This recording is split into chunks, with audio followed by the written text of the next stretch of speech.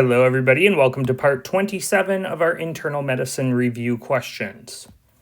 If you haven't had the chance yet, please consider subscribing to my Patreon. You can get there by clicking the link in the description of the video or on the I button on the upper right-hand corner. I very much appreciate all the contributions that I can get to help offset the cost of these videos. And a special shout out and thank you to those of you who have already donated. Thank you very much. Okay, let's get to the good stuff. Question 1. A 45-year-old man presents to the clinic complaining of a rash which has been present for the past 3 weeks. He describes the rash as itchy and all over, and he is concerned that he has skin cancer. He says, "I was diagnosed with high blood pressure 2 years ago, but didn't want to go on medication. Upon further review of his chart, you notice that he was diagnosed with HIV infection 8 years ago. When you ask the patient about his HIV, he says, I've been listening to an influencer on TikTok, and she says that you can cure your HIV with meditation and smoothies. He takes no medications. Vitals show blood pressure 139/88, heart rate 82, respirations 12, temperature 99.1. Physical exam is significant for oropharyngeal thrush and scattered crackles in the lung fields. The liver is palpable 2.5 centimeters below the right costal margin. There is mild splenomegaly. Examination of the skin reveals multiple scattered papules as shown." Let's take a look. Okay, so that's what he's got going on.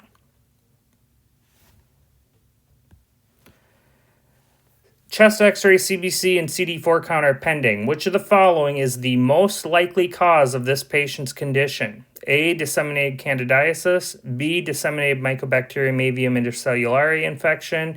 C. Disseminated cryptococcosis. D. Invasive aspergillosis. Or E. Metastatic basal cell carcinoma. Okay, so we're going to look at this picture again here.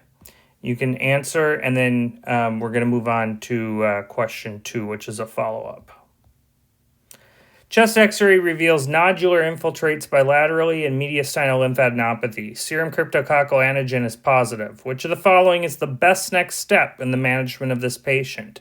A. Lumbar puncture. B. Bone marrow aspiration. C. Culture of the skin lesions. D. Chest CT. Or E. Flucytosine and amphotericin B. Okay, so let's go ahead and look at our answers. So for question 1, it's disseminated cryptococcosis. All right, so what have we got? This guy, he's 45, but what's going on with him? He's got AIDS. Okay, he's got AIDS. Now, how do we know he's got AIDS when we don't know a CD4 count? Because usually people think, oh, CD4 count under 200 AIDS. Well, no, there are things such as AIDS-defining infections. And what that tells you is that your T-cell count is so low, the only way you can get this infection is by having a low T-cell count. And in fact, this particular condition that he has is one of those, and that is cryptococcosis. Now, another hint is the oropharyngeal thrush. You should not get that if you don't have severe immunocompromise, and that, of course, is going to be cell-mediated immunocompromise, T cells. All right, so we also know that he's got HIV, and he was diagnosed 8 years ago, and he's not taking medications. It takes about 8 to 10 years to progress from the initial HIV infection to full-blown AIDS. Fortunately, now, if you take your medications, you will never get there, and 99.9% of the time. However, this guy didn't take his medications, and now he is in this position.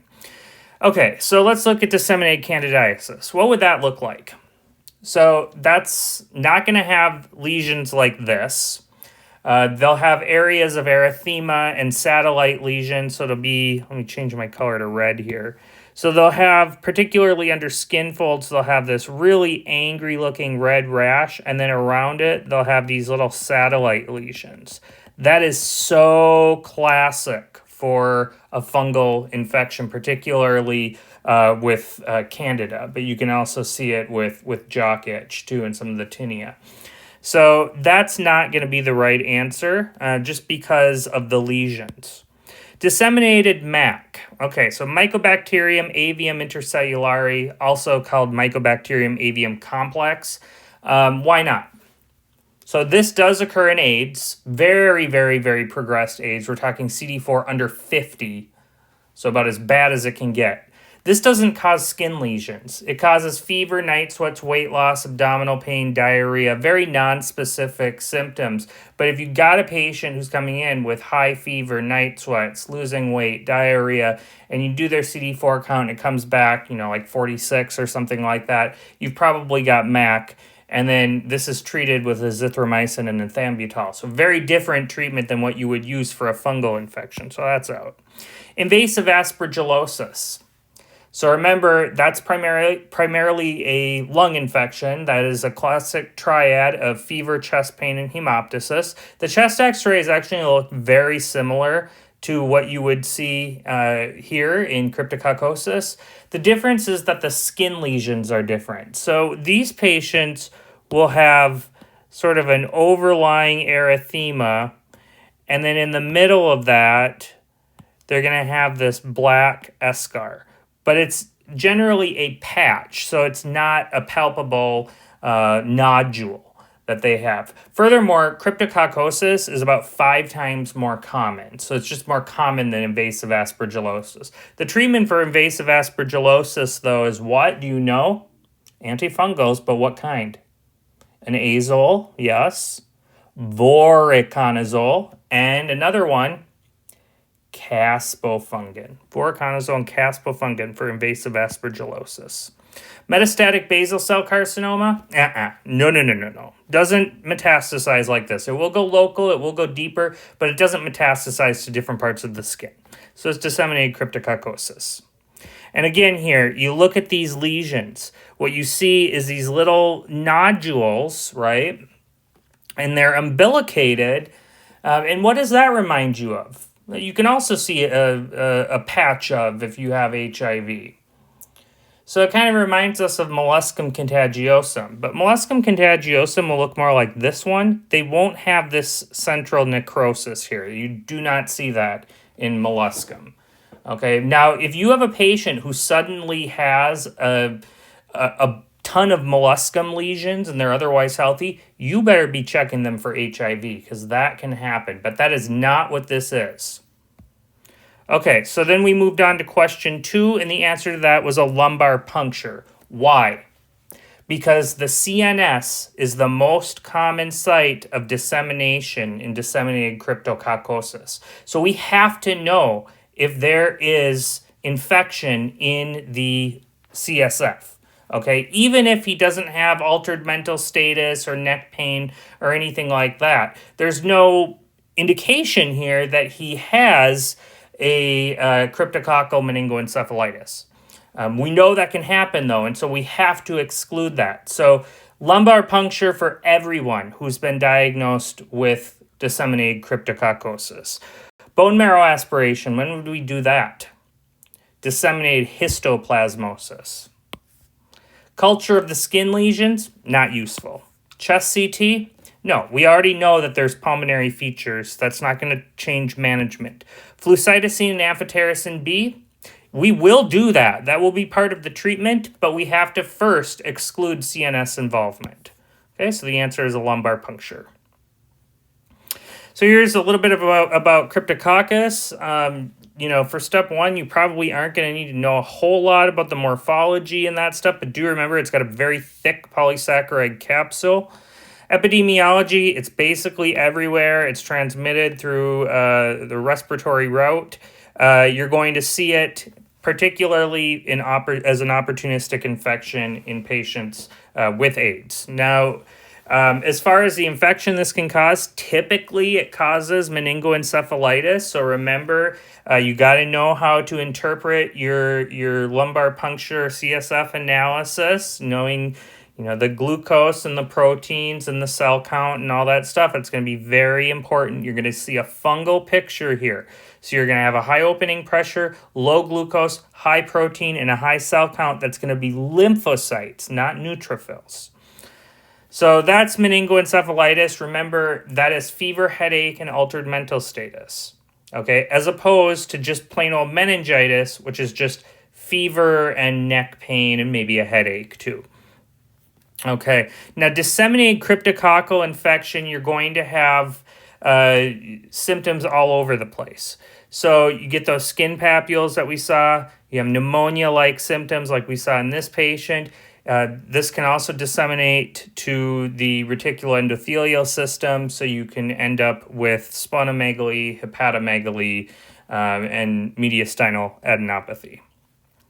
Treatment here is induction with amphotericin B and flucytosine, and then maintenance with fluconazole. Obviously, this patient must be put on antiretroviral therapy to prevent this from happening again.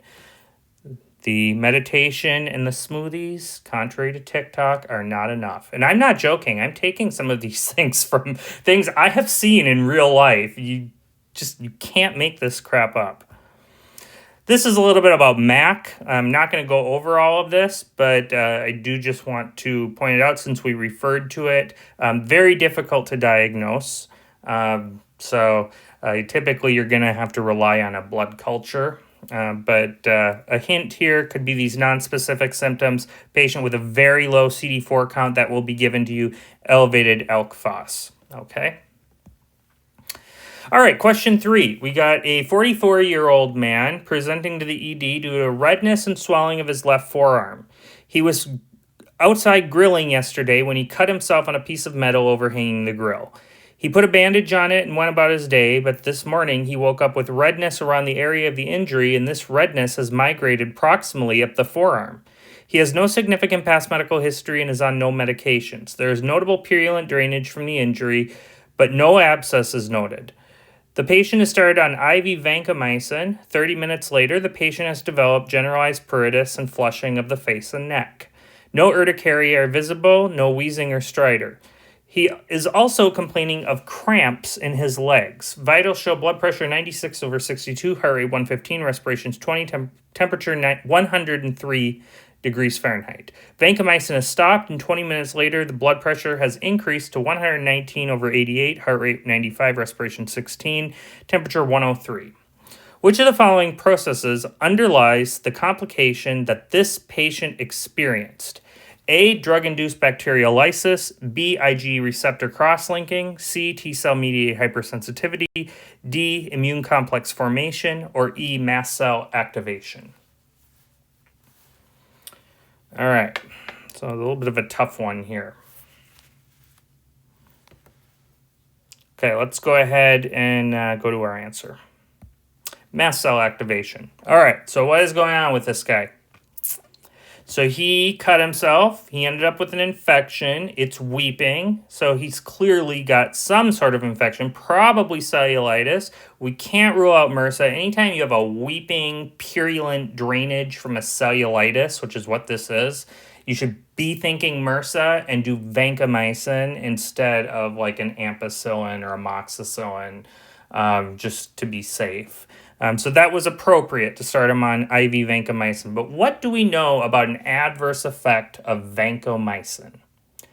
The vancomycin infusion reaction, formerly known as what do you remember?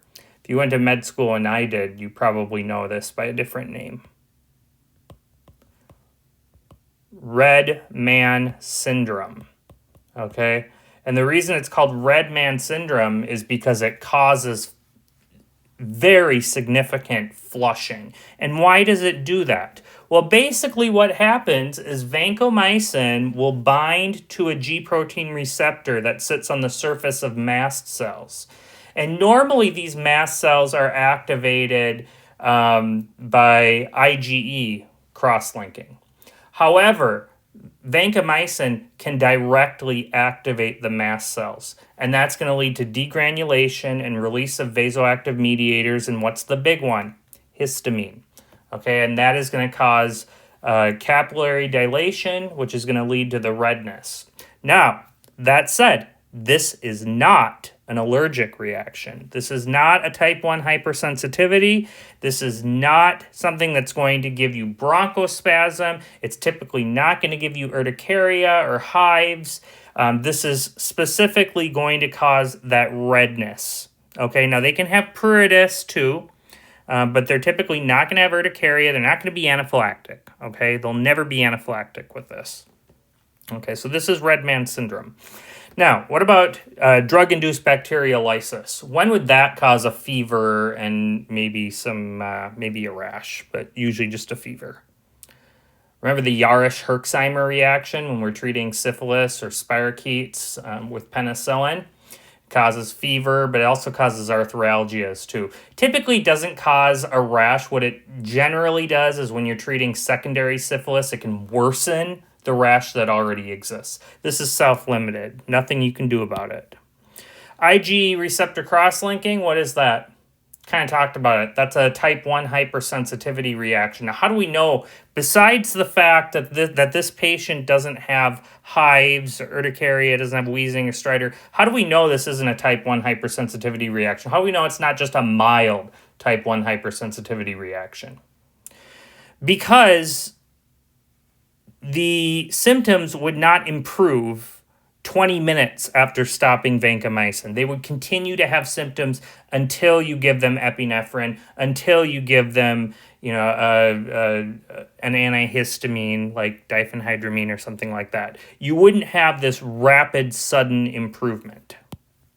T-cell mediated hypersensitivity. Okay, so you're not going to see that typically with medications. There's two entities where you can see this with drugs, and that is the DRESS syndrome, so drug reaction with eosinophilia and systemic symptoms, and then Stevens-Johnson syndrome. Those are both T-cell mediated hypersensitivity reactions, but we don't see that here. Furthermore, that would occur days to weeks after exposure. Okay, immune complex formation. Yeah, okay, so serum sickness-like reaction, which can happen from various antibiotics. But with serum sickness and serum sickness-like reaction, polyarthritis is prominent. Okay, and this also persists for days. It's not going to go away just when you stop the medication. It takes time. Okay, so this is mast cell activation. A little bit about vancomycin infusion reaction. We talked about all this. The treatment is to stop the vancomycin infusion, administer diphenhydramine. This can be prevented by pre-treating with diphenhydramine and fluids, and also using a slower rate of infusion. Here's your hypersensitivity reactions. So I should have included with the type 4, that also includes Stevens-Johnson syndrome and the drug reaction with eosinophilia and systemic signs. Okay. So again here, these are just pictures I found online that might help you. Okay. Question 4. A 70-year-old man presents to the ED complaining of crushing substernal chest pain for the past 2 hours. He's never had any pain like this before. He says that he had one episode of emesis earlier, and he called for an ambulance immediately after that. On EKG, ST segment elevations are noted on leads 2, 3, and AVF. Morphine, sublingual nitroglycerin, and aspirin are administered, and cardiology is notified. 20 minutes later, you're alerted to the patient's room as he's experiencing lightheadedness and weakness. Vitals show blood pressure of 79/50, heart rate 70, respirations 12, temperature 98.6, saturation 95% on room air. On physical exam, the extremities are cold to the touch with weak pulses. Lungs are clear to auscultation, no murmurs. Patient is anxious and diaphoretic. Which of the following is the best next step in the management of this patient? A, phenylephrine. B, immediate administration of TPA. C, atropine. D, normal saline bolus. Or E, dobutamine. Okay, so let's go ahead and answer this one. Normal saline bolus. All right, what is going on with this guy? Is he having a heart attack? Yeah, he's having a heart attack. It tells you ST segment elevations are noted on leads 2, 3 AVF. 2, 3 AVF. What part of the heart is that? This is the one you should always know because it comes up all the time. Those are your inferior leads. So this is an inferior MI. What do we know about inferior MIs? What ventricle does that affect? 50% of the time, it leads to right ventricular dysfunction. Is this right ventricular dysfunction? You bet it is. Okay, you bet it is. Now, if you had left ventricular dysfunction, the left ventricle is not pumping out, where is the pressure going to increase?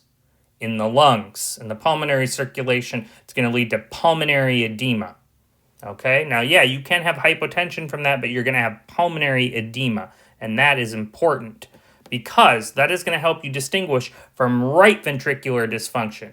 If the right heart can't pump, is there going to be much blood going to the lungs? No, you're not going to get pulmonary edema. You'll get elevated jugular venous pressure, so JVD, and you will also have low blood pressure. Why would you have low blood pressure with right ventricular dysfunction? The left ventricle is working fine. Why do you have low blood pressure?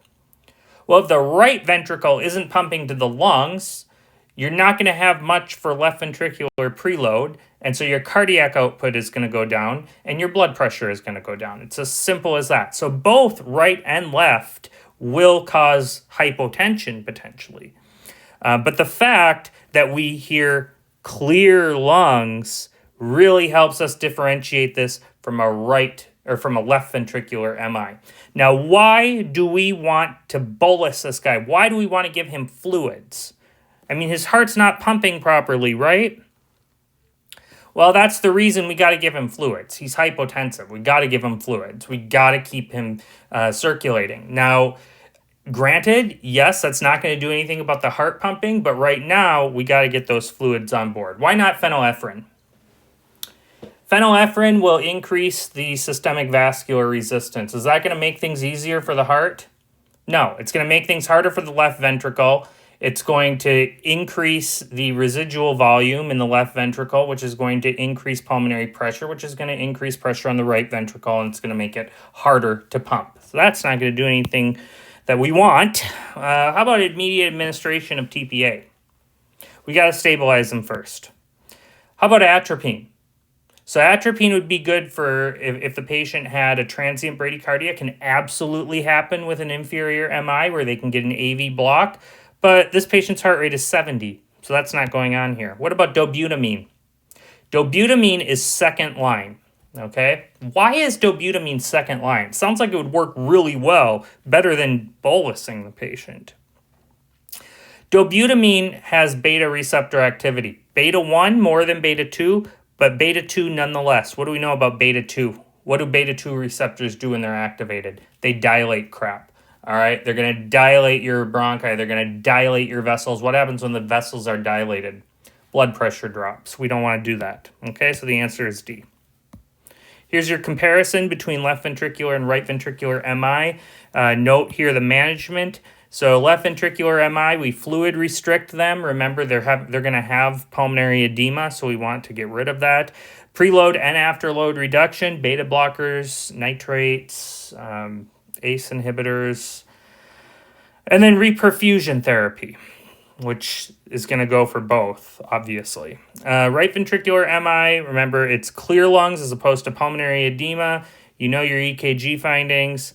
Hemodynamics, I've kind of already talked about that. Here we do fluid resuscitation and avoid preload reduction because everything your left ventricle is able to pump out is premised on that preload. If there's less preload, your blood pressure is going to drop even more and you're in a lot of trouble. Okay, question 5. A 22-year-old woman presents to the ED with her boyfriend complaining of headaches and dizziness for the past week. She says that last week she was playing soccer when she ran into another player and blacked out, after which she immediately returned to play and has been playing every day since. During this time, she has also experienced difficulty sleeping and trouble concentrating. Her boyfriend says she's been more on edge lately, and he says that he can't play his guitar because it gives her headaches. She has a history of generalized anxiety disorder. Medications include paroxetine and a multivitamin. She's sexually monogamous with her boyfriend, and they use condoms consistently. She does not drink alcohol, smoke, and uses cannabis occasionally. Physical exam is unremarkable. CBC, BMP, and LFTs are all within normal limits. Urine drug screen is positive for cannabinoids, negative for cocaine, amphetamines, and opioids. Brain MRI is unremarkable. Which of the following is the most likely diagnosis in this patient? A, cannabis use disorder. B, cannabis withdrawal. C, post-traumatic stress disorder. D, post-concussion syndrome. Or E, generalized anxiety disorder. All right, so a little bit of a psych question here maybe. All right, let's go on and answer this one. Post-concussion syndrome. All right, so it's pretty clear she had a concussion. She fell down, she blacked out. Okay, that's typically how a concussion is described. Sometimes they'll just say, I felt a little weird after that, but most of the time they'll give you some sort of period where they weren't aware. So they blacked out, or sometimes they'll say they fainted or they lost consciousness, they got knocked out. Look for something like that. Okay, so clearly she had a concussion. And now she's experiencing symptoms. And this just started. So she's got difficulty sleeping, trouble concentrating, she's anxious, she gets a headache when her boyfriend plays the guitar. So that would be sensitivity to noise. So this is very, very, very, very typical for post-concussion syndrome. All right, this is something that we see a lot in a patient who has a concussion and doesn't listen to us. So what do we tell a patient who has a concussion? They come in, they had a concussion today. We tell them, okay, take it easy, 24, 48 hours, bed rest or close to it. Get in your pajamas, lay on the couch, listen to some soft, gentle music, but relax. And then after that, they gradually increase their activity every 24 to 48 hours. Okay, if they don't do that, they are liable to end up with post-concussion syndrome. Even if they do that, they're liable to end up with this. Okay, it happens. Cannabis use disorder.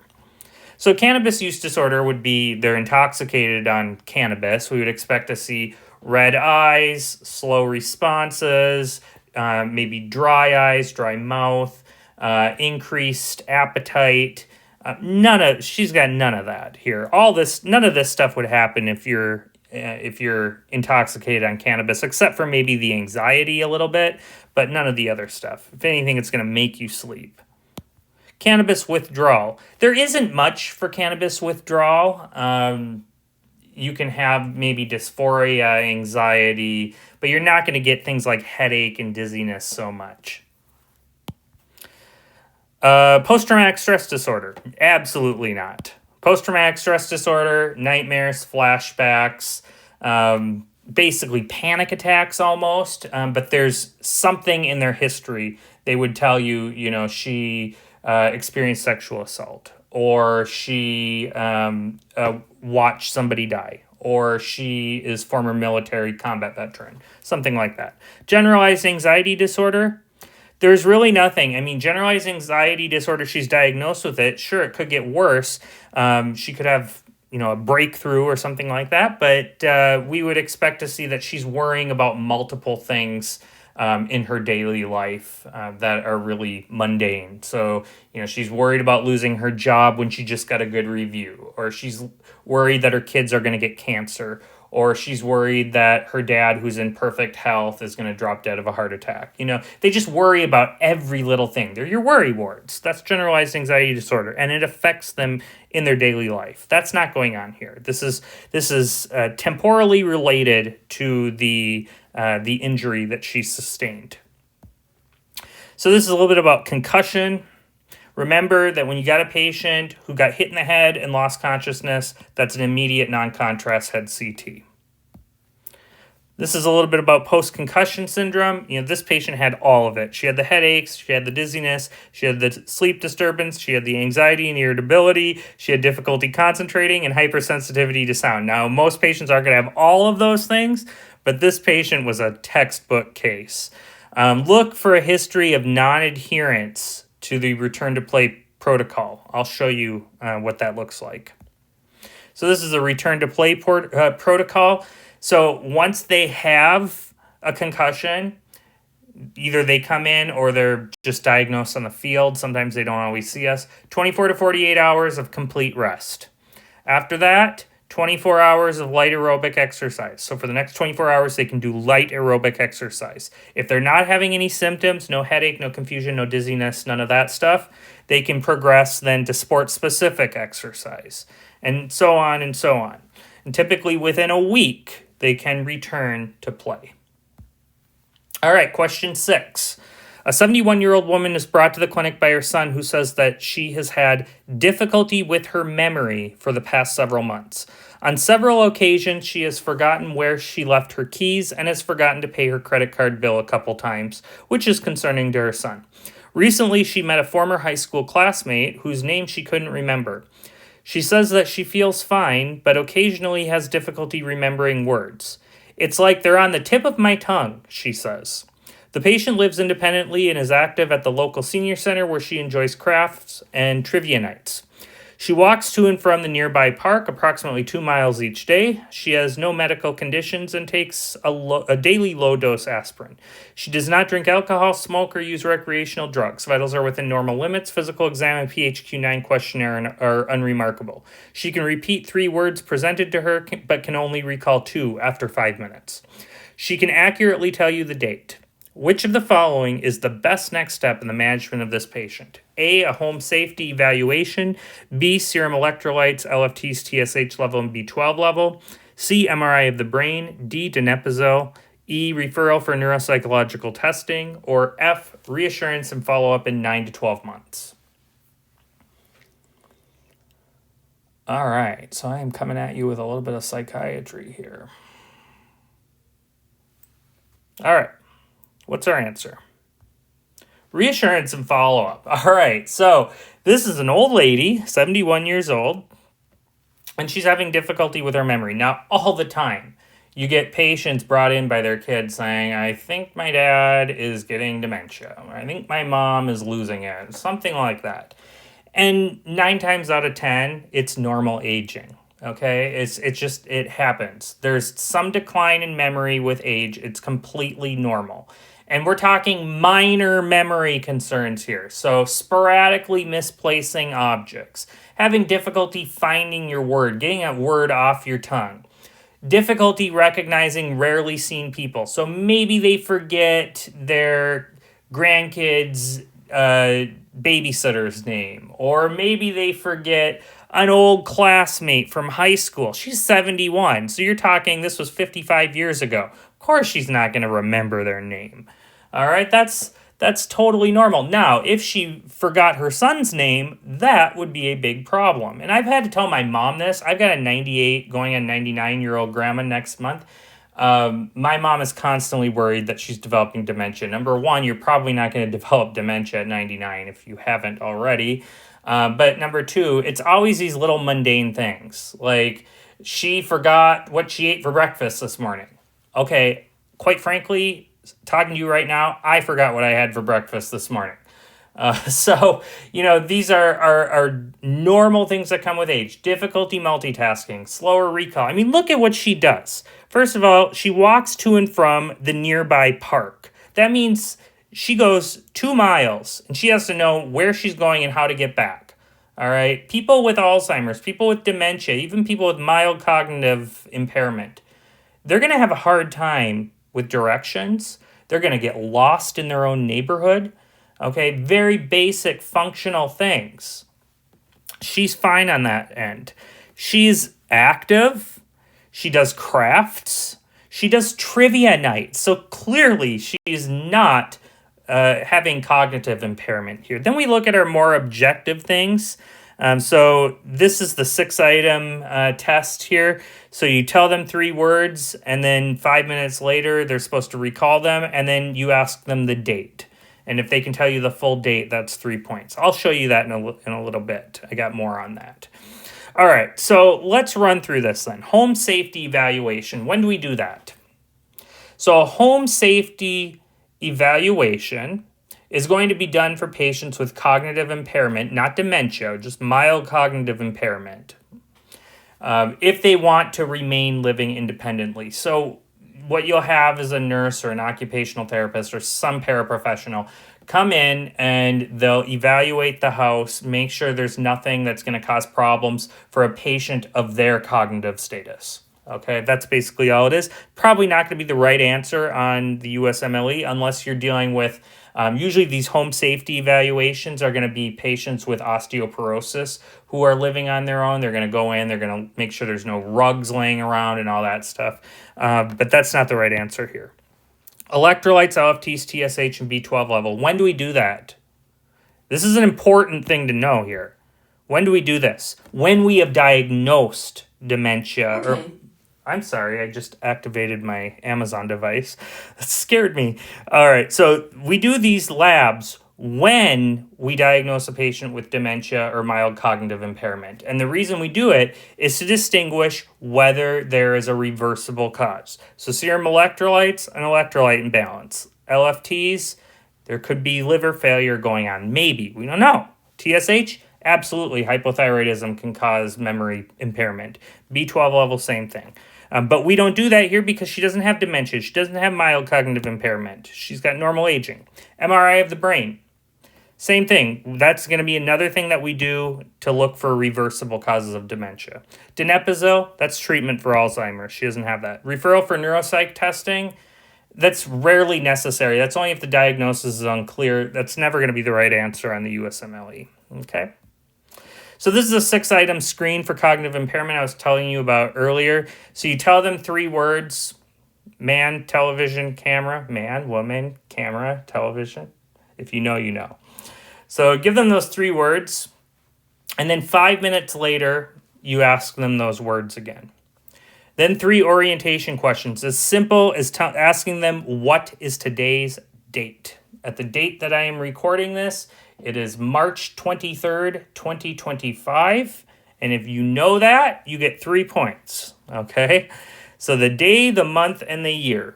And then you just add up your points. 0 to 4 points, further evaluations needed, maybe with a more comprehensive test like the MMSE. If there's 5 to 6 points, it's very unlikely that they're impaired. If you look, she tells you the date, that's 3 points. She can recall 2 words, that's 2 points, for a total of 5. Okay? Normal aging. Normal aging. All right, now I do this a lot.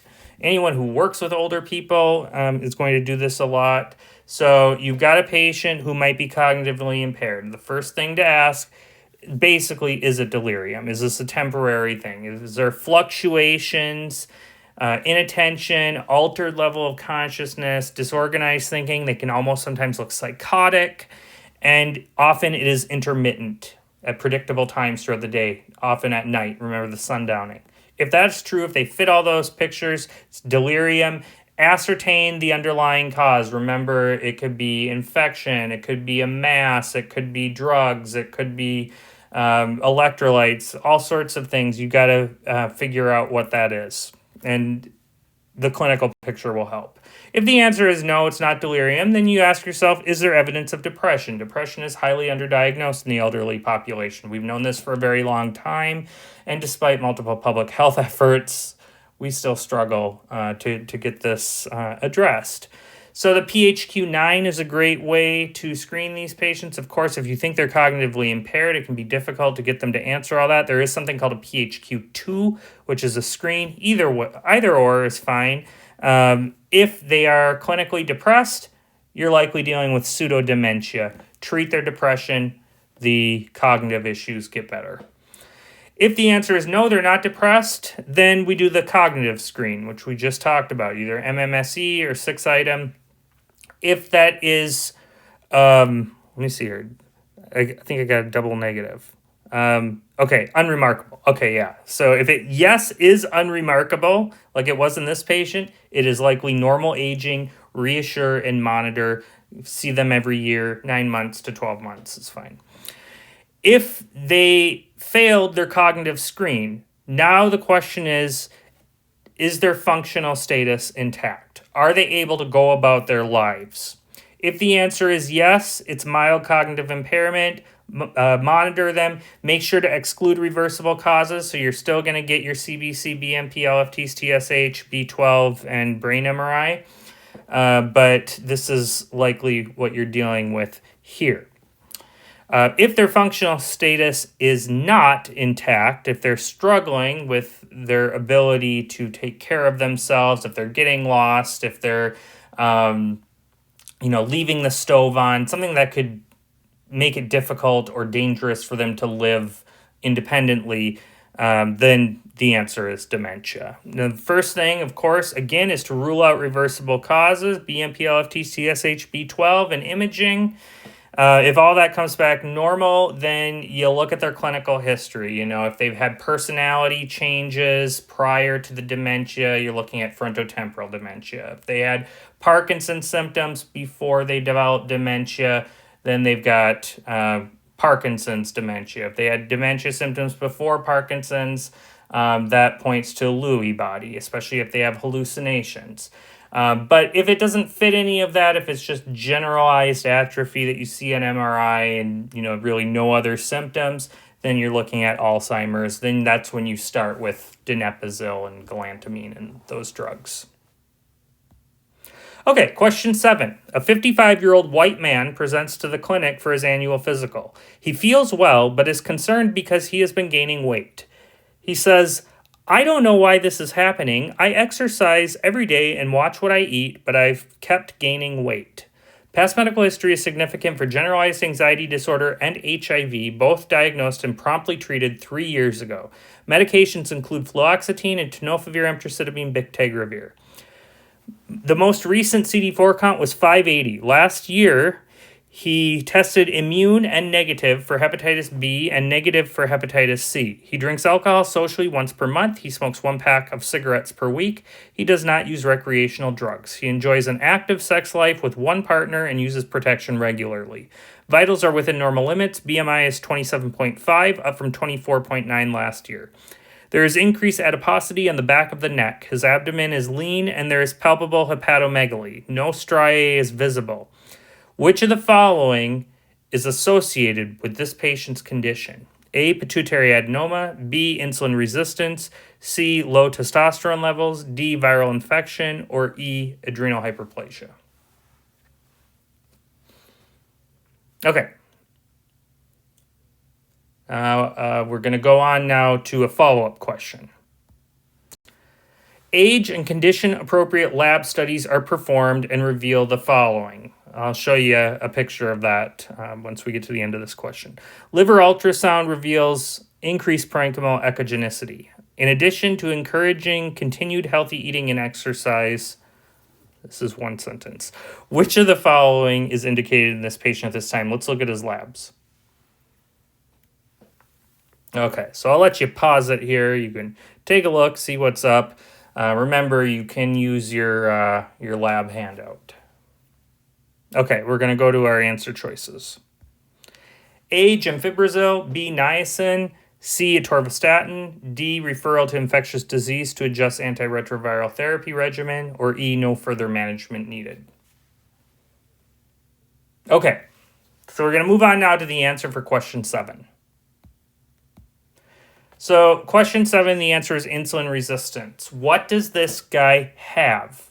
This is a weird syndrome. So this is HIV-associated lipodystrophy. This is a complication of HIV, but it's thought probably to be due more to the antiretroviral therapy that the patient is on, specifically NRTIs. And which one of these drugs is an NRTI? Tenofovir is an NRTI. Emtricitabine too, but tenofovir is an NRTI. And that one is perhaps the most associated with this. Okay, so HIV-associated lipodystrophy, basically it's alterations in fat deposition. You grow a little fat here, you lose a little fat there, and it just looks uneven, unbalanced. Now, in general, they can gain weight overall. They don't have to. Basically, what this is, though, is you're going to lose fat maybe in your face, and you're going to gain it in your neck. You're going to lose fat in your legs, and you're going to gain it in your abdomen. Furthermore, this is not subcutaneous fat in the abdomen particularly. This is visceral fat. So they may not look overweight or like they've gained fat in their belly. And a lot of times that fat can get into the liver itself. And that is probably what is causing the hepatomegaly that he's got. Okay. So going down to D, viral infection, that's probably what you may have thought was going on here because of the hepatomegaly. I mean, just look. He tested negative for Hep B and Hep C. What else is it going to be? He doesn't have hepatitis. Pituitary adenoma. So some of you might have been thinking Cushing's. And you might have been thinking Cushing's because of the neck fat. Increased adiposity on the back of the neck. What's another name for that? A colloquial name. The buffalo hump. And we associate that with Cushing's. Okay, but this isn't Cushing's. What does he not have? He doesn't have striae visible. Okay, as far as we know, he doesn't have easy bruising. He doesn't have any other signs of Cushing's. So we can get rid of adrenal hyperplasia and pituitary adenoma. Pituitary adenoma, that's Cushing's disease. Adrenal hyperplasia would be Cushing's syndrome. Low testosterone levels. So low testosterone levels, they can cause easier weight gain, but they're typically going to reduce your sex drive. He enjoys an active sex life, so that's out. Insulin resistance. This is lipodystrophy. And when you've got a patient with lipodystrophy, what we know about them is that they're going to have increased insulin resistance. So if they have diabetes, it could get harder to control. They're going to have what else? Increased risk of dyslipidemia, which we kind of already saw. And then one more thing, very important one, increased risk of cardiovascular disease. Okay, so this is not only important from an aesthetic standpoint, but it's also important from a medical standpoint. Now, there's really nothing we can do about lipodystrophy. It would have to be managed by a cosmetic surgeon. So this is what you would see. You can kind of see here. Here's the buffalo hump. Now, they can gain very noticeable fat in the abdomen, or it could just be primarily visceral. You know, it really... the abdomen is kind of a weird one because they can lose fat there or they can accumulate fat there. So that's kind of a tough one. The face is a big one. That's where you're going to see a lot of people getting the cosmetic surgery. They lose volume and fat in their face. And, you know, as many women know, when you lose weight, you look older. And that's why this bothers a lot of patients. A lot of people would think, oh, I get a nice thin face. Well, when you're getting that thin, you start to look a little older. So lipoatrophy and isolated fat accumulation. Zidovudine is another big one, by the way. We tend to use, I believe we still use zidovudine, so I'll keep that there. And then we talked about this. Okay, question 8. So the answer here was atorvastatin. Well, let's go back and look here. Let's look at his lipid panel. Total cholesterol, 215, high or low? High. HDL 33, high or low? Low. LDL 112, high or low? Mildly elevated. Triglycerides 350, high or low? Quite high. Okay, so what do we do for this guy? Do we give him what do we give him? Are we going to give him a fibrate? His triglycerides are high. No. So the reason that we don't give a fibrate, like gemfibrozil, is because although it reduces your triglyceride levels, it's not going to improve outcomes.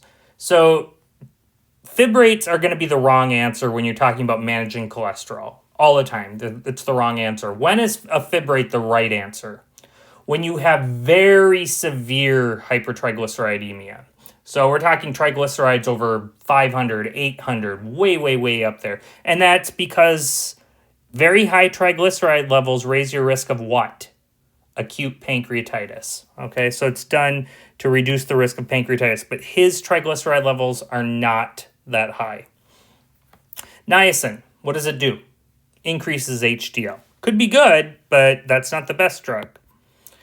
Referral to infectious disease to adjust antiretroviral therapy regimen. Okay, yeah, he's got lipodystrophy, but we don't alter antiretroviral regimens for that, at least not to my knowledge. We've got to take care of his lipids first anyway. And then no further management needed, obviously not. So we're giving atorvastatin. For HIV patients, rosuvastatin, atorvastatin, pravastatin are all good ones for them. So the reason that we put this guy on a statin is because his ASCVD risk was really high. Now, if the ASCVD risk is typically 7.5 to 10% or higher, they go on a statin. Now, how do we know what his ASCVD risk was just based on this question? I mean, let's just go look here. We don't, right? We don't know what it is. What we do know is that he does smoke, he's 55, and he's got high lipids. I mean, that's kind of the walking picture of a patient who's going to need a statin. But if you just look at your answer choices here, there is no answer choice to just say, well, I guess there is do nothing, but there's no answer choice to pick any kind of different course of management, I guess. Okay, I guess since I put no further management needed, I guess that might be confusing. I ripped this off of a Kaplan question, actually, so I just kind of altered it a little bit. But anyway, the reason I wouldn't go with no further management needed is just because his lipid panels were off. And you got a guy who's 55 and he smokes and he's got dyslipidemia, he's going on a statin. I mean, you don't need to run through this calculator. I mean, what I put here was all the stats for this patient. So 55, male, white, even though he's got a fairly normal blood pressure, it's the lipid panel and the fact that he's a smoker. Okay, that's really all it comes down to. Lipid panel, smoker, older. All right. So even when I took out, I kind of monkeyed with this, even when I took out the smoker aspect, he was still above 7.5. Okay, so just age and lipid panel is enough. And obviously we saw his lipid panel was disturbed, so we have to put him on a statin.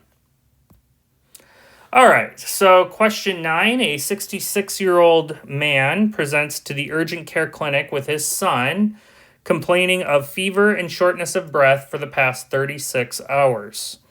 The son says that he checked on the patient this morning and he refused to get out of bed or eat breakfast for over an hour, and he keeps calling his son by his grandson's name. He's generally in good health and has essential hypertension, which has been well controlled on metoprolol. He is up to date on all vaccinations. He takes no other medications. He doesn't drink alcohol, smoke, or use recreational drugs. Vitals show blood pressure 100/60, heart rate 110, respiration 25, temperature 101.9. On physical exam, the patient is lethargic and oriented to person in place, but he thinks it's April when it's actually November.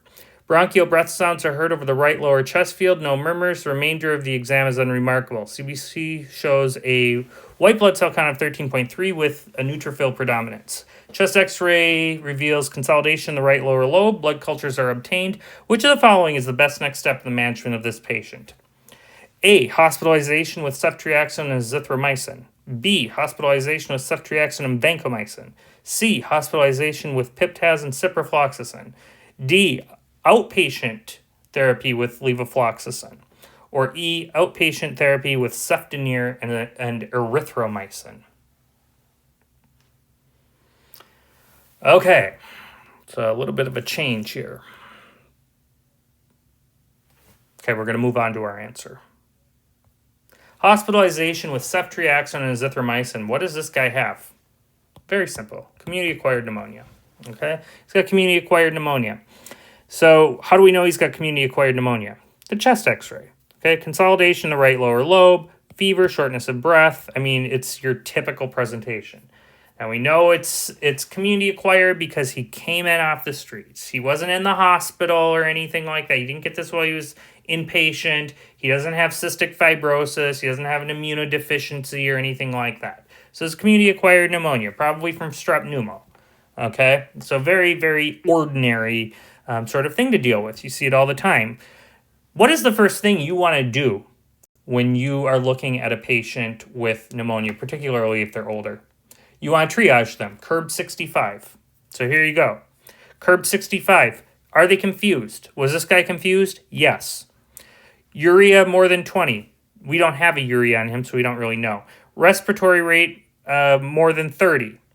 His was 25, so no. Blood pressure less than 90 systolic or less than 60 diastolic. He was 100/60, so barely, but no. And 65 years of age or more, 66. So yes. 2 points. 2 points means inpatient therapy. Okay, 0 to 1 means outpatient treatment. More than 3 or more means inpatient and consider an ICU admission. With more than 3 points, the mortality rate approaches 40%. So that's a big deal. All right, so know your CURB-65 score because you will be tested on this. They're not going to ask you directly, but this question, it was actually important to know because E could have been a right answer choice. Okay, E would have been the right answer choice if he didn't have confusion. Okay, in that case, he would have low mortality. We could do outpatient treatment. Okay, in that case, we would put him right here in the higher risk for outpatient. We would do a beta-lactam and a macrolide, so like azithromycin and ceftriaxone. Okay, very simple, or a respiratory fluoroquinolone like levofloxacin. Outpatient, PO, come back in another week. All right, very simple. However, because this patient had a CURB-65 score of 2, we got to treat him inpatient. You can do beta-lactam macrolide or respiratory fluoroquinolone. Same with the higher risk for outpatient. Only difference is you're doing it IV. And there you have the answer. Beta-lactam plus a macrolide. Here you have it. Ceftriaxone, azithromycin, hospitalized, that is your answer. Hospitalization with ceftriaxone and vancomycin. When would we do that? Maybe if he caught this while he was in the hospital, then we might do it. If he was a nursing home patient, we might do it.